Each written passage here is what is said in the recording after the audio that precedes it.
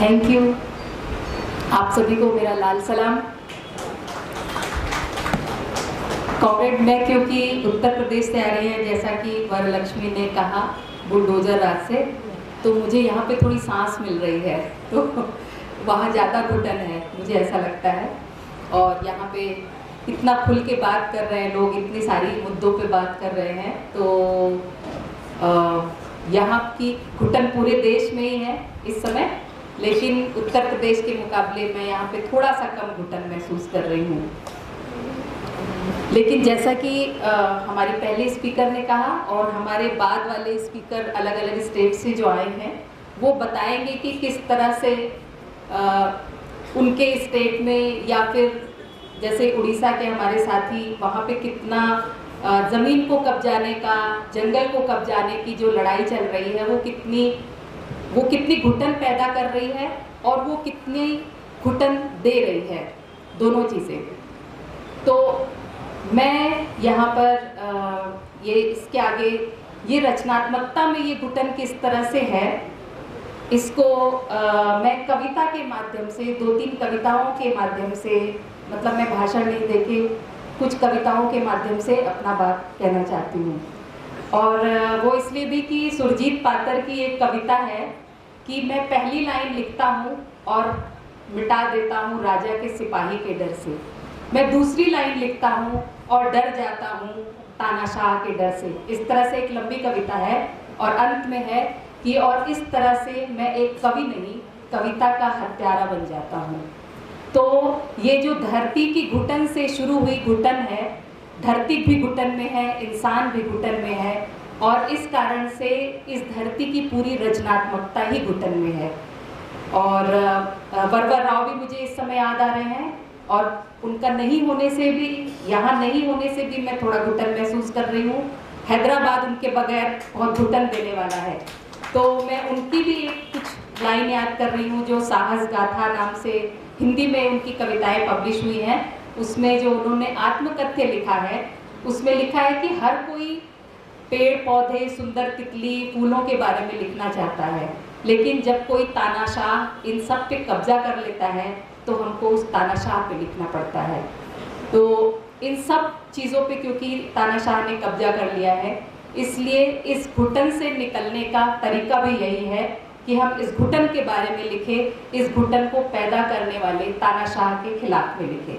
तो किस किस तरह की घुटन हम महसूस कर रहे हैं, उसको बताने के लिए मैं कुछ कविताएं पढ़ना चाहती हूँ।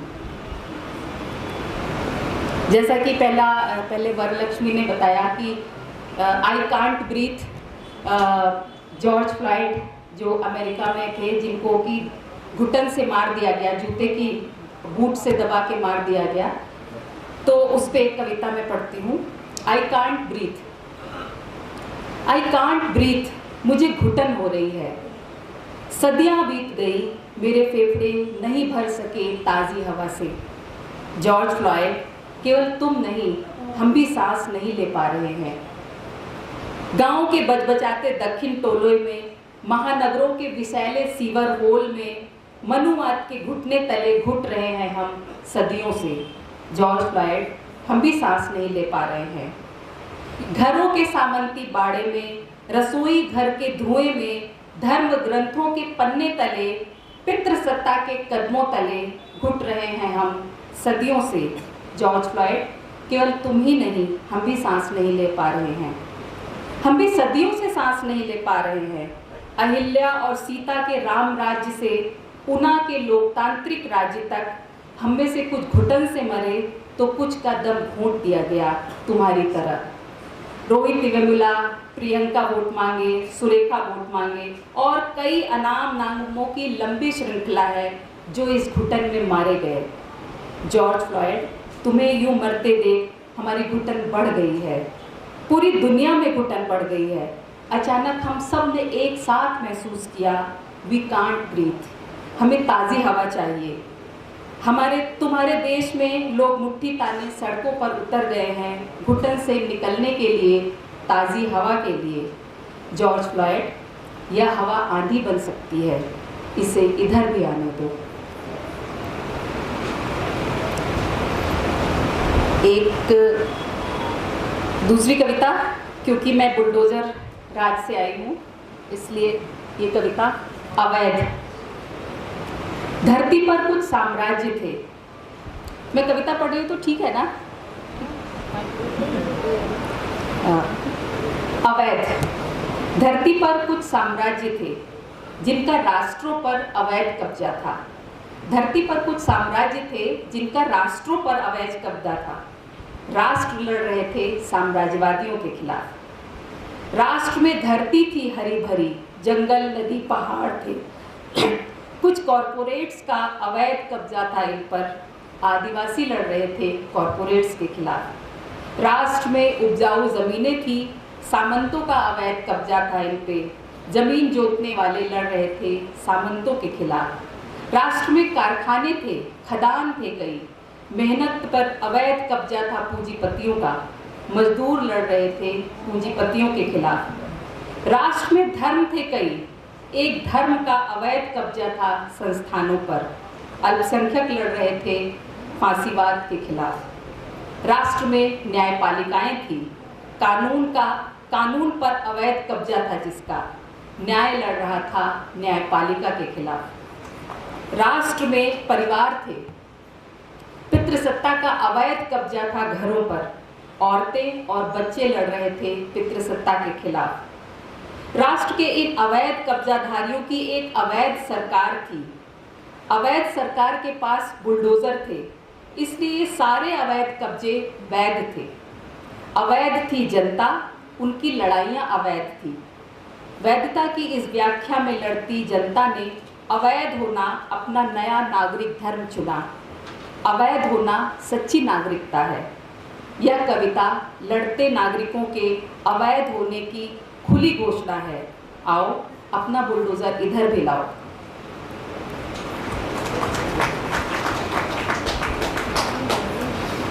एक घुटन औरतों की।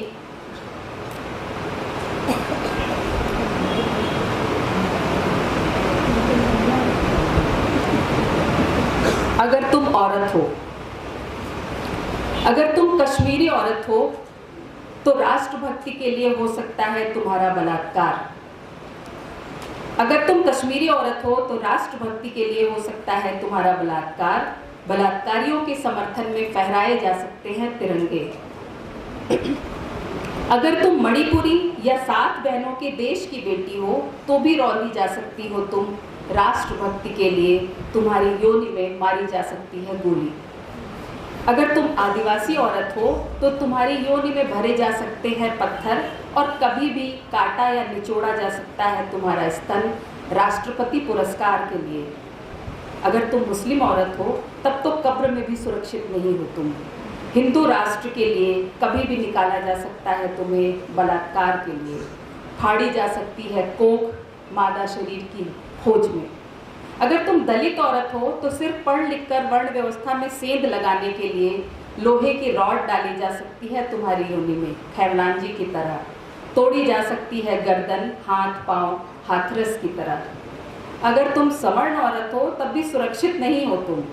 गैंग रेप की बात जुबान से निकालने भर से मनुस्मृति की अवहेलना हो जाती है। इसके लिए हत्या की जा सकती है तुम्हारी या तुम्हारे पिता भाई की।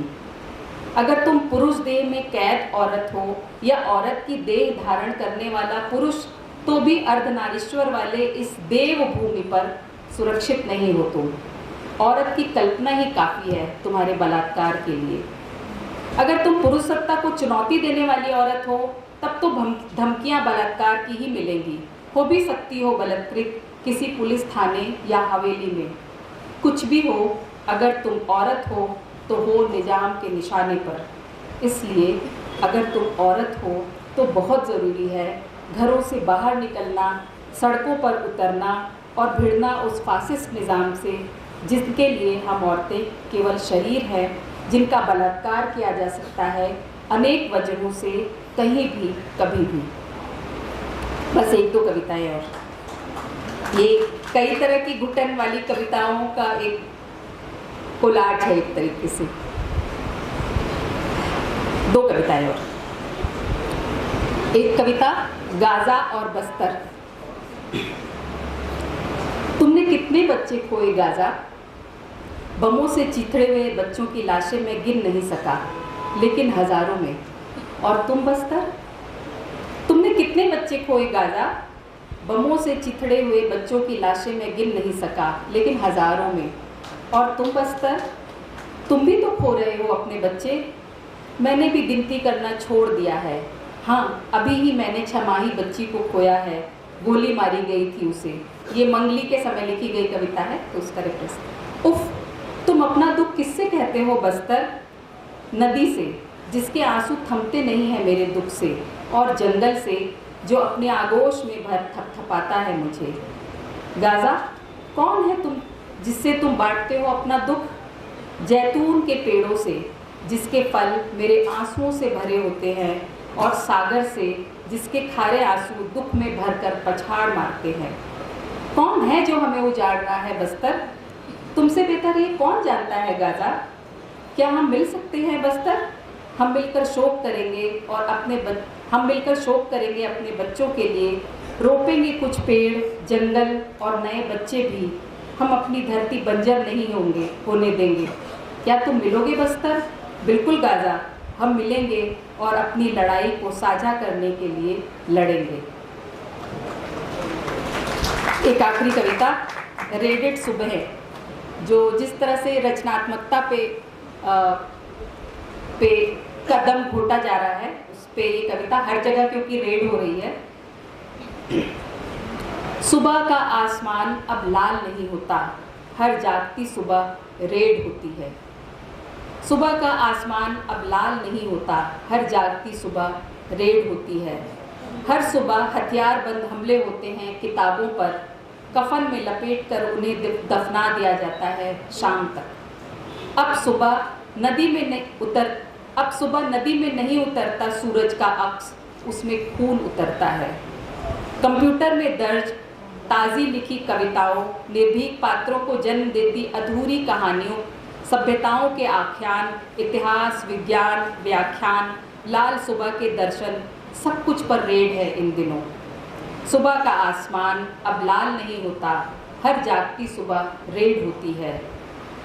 हर सुबह आपस में गुथे बिधे सोते हुए प्रेमियों पर डाली जाती है रेड। बच्चों को सुबह की नींद में चूमने से पहले माँ पिताओं पर डाली जाती है रेड, और नन्हे बच्चों को उठाया जाता है खाकी बूटों की भद्दी आवाज़ से। गमगमाते हर श्रृंगार के फूल, जिन्हें माँ हर सुबह आंचल में समेटती रही है, उन्हें वज्र वाहन के पहिए रौंदते हैं अल सुबह ही। सुबह सुबह अब चिड़ियों की चहचहाट नहीं सुनाई देती, छपहरों के बूटों की घमंडी कड़कड़ सुनाई देती है।